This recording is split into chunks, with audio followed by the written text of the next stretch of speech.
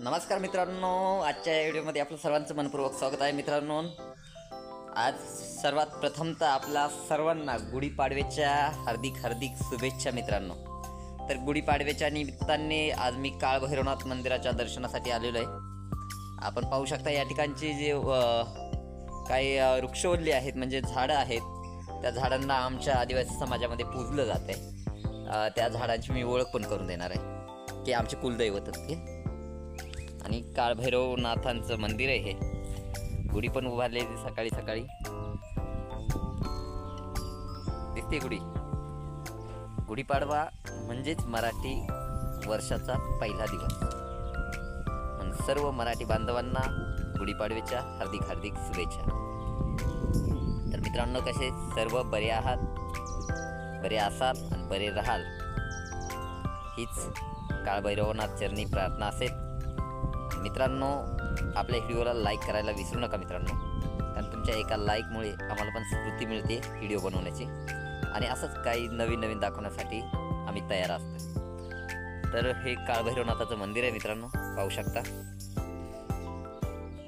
आणि या ठिकाणी हा पंप जो दिसतोय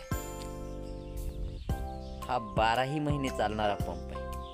ह्याच्यावरती अख्खं गावाला पाणी मिळते. हात पंपाचं म्हणजे पुण्याईचं ठिकाण आहे हे काळभैरवनाथाचं मंदिर. या ठिकाणची त्यांची पुण्याईनं या ठिकाणी मुबलक पाणी असं उपलब्ध झालेलं आहे. टँकरच्या टँकर भरून जाते. सौर ऊर्जावरती या पाण्याचा उपयोग केला जातो. सौर ऊर्जाचा प्लॅन्ट लावलेला आहे आणि बोरवेलमध्ये मोटर टाकलेली आहे. हापशाचं पण पाणी येतंय, मोटरीनं पण पाणी येतंय. 24 तास पंप चालू असतोय. तर मित्रांनो, चला आपण दर्शन घेऊया पहिलं, मग बाकीचं या ठिकाणच्या जे झाडं आहेत त्यांची ओळख करून देतो. तर मित्रांनो, आत्ता एंट्री होते काळभैरवनाथ मंदिरात. या ठिकाणी तुळशी वृंदावने आणि महादेवाचं जो नंदी आहे तो या ठिकाणी मित्रांनो पाहू शकता. तर चला आपण दर्शन घेऊया.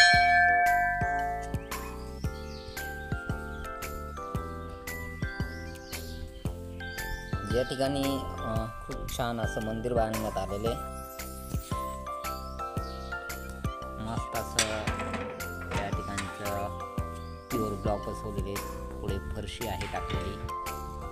भव्य दिव्य असा सभामंडप आहे मित्रांनो. आतमध्ये खूप अंधार आहे, दिवा लावलेला आहे, परंतु व्हिडिओमध्ये आपलं देवस्थान हे स्पष्ट दिसू शकत नाही मित्रांनो, अंधार असल्या कारणाने. क्षमस्व माफी असावी, कारण मी तुम्हाला दाखवू शकतो नाही. परंतु निश्चित या ठिकाणी एक वेळ भेट द्या. तर मित्रांनो, हे उंबराचं झाड आहे. म्हणजे त्याला आमच्याकडे औदुंबेश्वर या नावाने आमचं कुलदैवत प्रसिद्ध आहे. म्हणजे उंबरिया आणि औदुंबेश्वर हे एकच आहेत. उंबर आणि औदुंबेश्वर नाव अलग नाही आहे मित्रांनो. फक्त शब्द जरी अलग वाटला असेल तरी त्या उंबराच्या झाडाचं पूजन करून त्याचा औदुंबेश्वर बनला, असं ती आख्यायिका आहे. तर आम्ही हे जाळत नाही मित्रांनो कधी.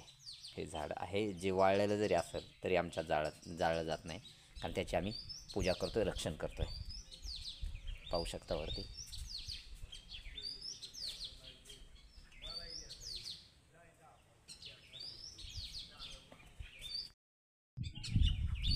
मित्रांनो, या ठिकाणचा परिसर खूप स्वच्छ आणि सुंदर असा परिसर आहे. या ठिकाणचे पुजारी असतील ते पण चांगल्या पद्धतीने साफसफाई करतात.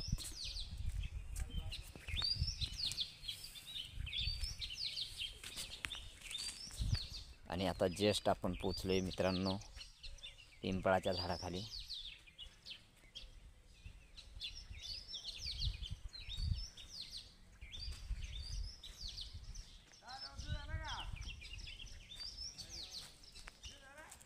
हे सुद्धा झाडाचं पूजन केलं जात आहे.